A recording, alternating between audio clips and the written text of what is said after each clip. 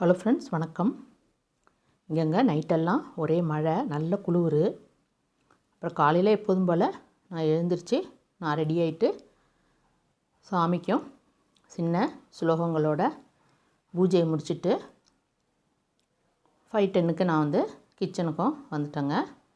முன்னாடியே இங்கே சில சின்ன சின்ன வேலைகள்லாம் அப்புறம் தான் வீடியோ எடுக்க வந்தேன்.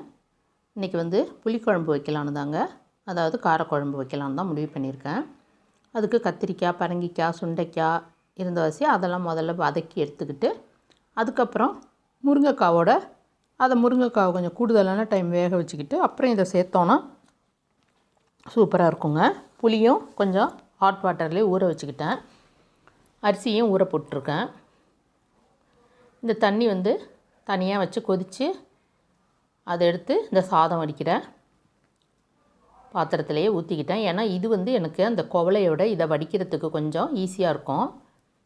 நம்ம சில ஜாமான் வச்சுருப்போம்ல, இதில் வடித்தோன்னா கரெக்டாக இருக்கும் அப்படின்னு. அதனால தான் அதில் தண்ணியும் கொஞ்சம் எக்ஸஸாக வச்சுருந்தேன், மற்ற சமையலுக்கும் யூஸ் பண்ணிக்கலான்னு. அதனால் ஹாட் வாட்டரை அதில் ஊற்றிக்கிட்டு புளியிலே இன்னும் கொஞ்சம் சுடு தண்ணியும் ஊற்றிக்கிட்டேங்க.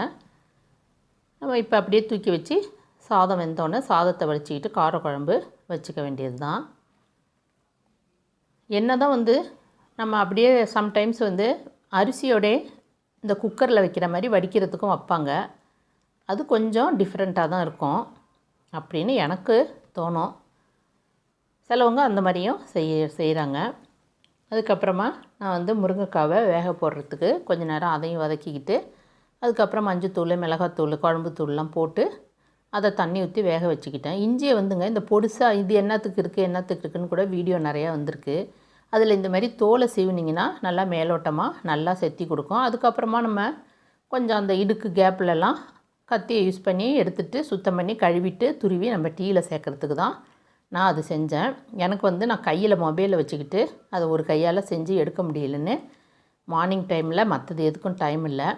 இப்போ இந்த யோகா கிளாஸில் சுண்டலை நீங்கள் இந்த மாதிரி குக்கரில் வச்சு வேக வச்சு அந்த தண்ணியை கீழே கொட்டிடுறீங்க, அதுலேயும் கொஞ்சம் ப்ரோட்டீன்னு போயிடும், அதனால் ஆவியில் வேக வச்சு சாப்பிடுங்கன்னாங்க. அதனால தான் உப்பு இஞ்சியெல்லாம் சேர்த்து நான் இந்த மாதிரி ஆவியில் வேக வச்சேங்க. ஆனால் வேகுமோ வேகாதோன்னு ஒரு டவுட் இருந்துச்சு. அப்புறம் எடுத்து பார்த்தா நல்லா தாங்க மசிஞ்சிருந்தது. வேணால் கொஞ்சம் பல்லெல்லாம் இல்லாமல் வயசானவங்களுக்கு கஷ்டமாக இருக்குன்னா ஒரு பொடிமாஸ் மாதிரி அதை செஞ்சு தாளித்து கொடுக்கலாம் அவங்களுக்கு. அப்புறமா ஈவினிங்காக இப்படி தாங்க கொஞ்சம் ஸ்நாக்ஸ் எடுத்துக்கிட்டு முடிச்சுக்கிட்டோம். Okay friends, thank you, tata, bye by.